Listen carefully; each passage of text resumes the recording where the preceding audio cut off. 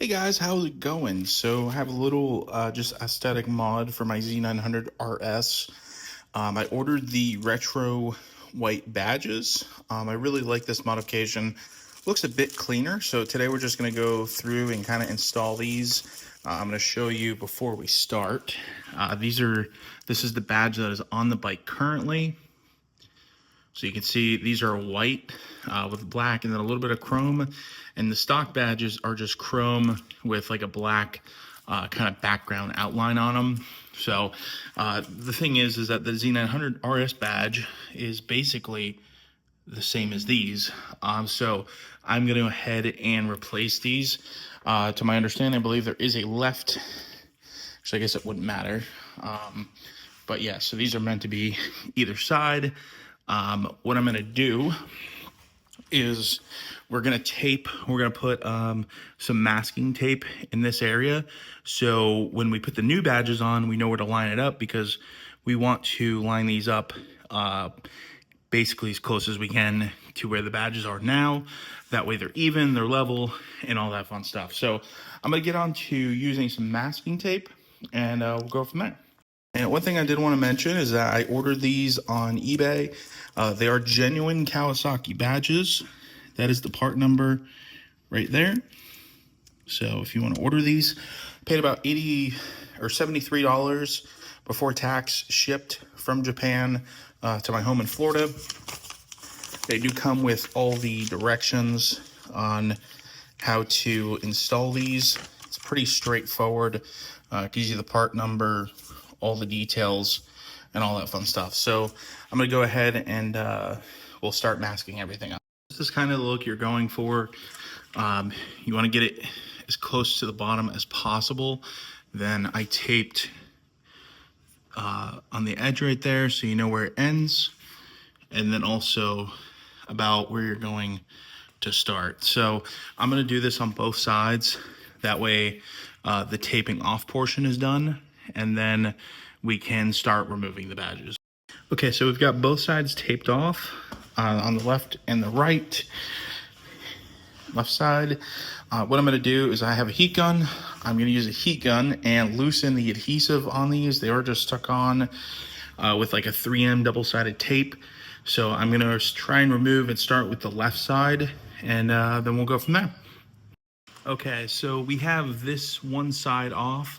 There is some just leftover adhesive and that sort of thing. So I'm going to first off wipe this down with just like a denatured alcohol, and then I'm going to use Goo Gone to get it off. And then after we are done with the Goo Gone, we'll wipe it down again, make sure there's no Goo Gone left. All right, guys, so sheet is on. I don't have the other side done, but basically took off the badge, used some just green like fishing or line to pull the adhesive away, put a little bit of Goo Gone on there, cleaned it off with the microfiber, and then I went over it with isopropyl alcohol. Just used this stuff right here. This basically takes off all the, whatever's left on the paint, kind of strips all the waxes off, but it came out really good. Looks super nice and flush. Look at the other side. The other side is still the stock badge, but in my personal opinion, I like it a lot better. Some guys might not like this, or girls may not like it, but I like it. I think it looks really good. It looks a lot more retro-esque, and just little touches, with the cowl and all that. So I'm gonna do the other side, exact same procedure, and then I'll show you guys when it's done. So as you can see, this is how the badge comes off. Stuck on it like that. You will see that these have a curve to them. So when you get the new badge, before you take the adhesive off, make sure you push it up to the tank with the adhesive tape still on before you take the protective peeling off, so you can give it this bend. You can see that these tanks have a noticeable, bend to them. So you want to make sure before you take that tape off, you get that bend acquired, and then when you match up the new badge, you can literally take the tape off and then just stick it right on, match it up. One thing I will note is that with this badge, I'll push this one flat so you can see, but I'm gonna So one thing you can see is that this new badge is slightly shorter at the top because of how the font is. So when you're matching these up, you're going to match up with the longest part, which is going to be the N here, and then the top part is where you're going to match up with the blue tape that you've put on your bike, or whatever color tape. So that's one thing I want to note. You know, obviously, like I said, these have a bend to them, so make sure before you put these on, as you can see, the new badge is straight, and the aftermarket one is, or I'm sorry, not the aftermarket, the other OEM ones are straight. So you'll just have to bend them, but I'm going to go ahead and remove this adhesive.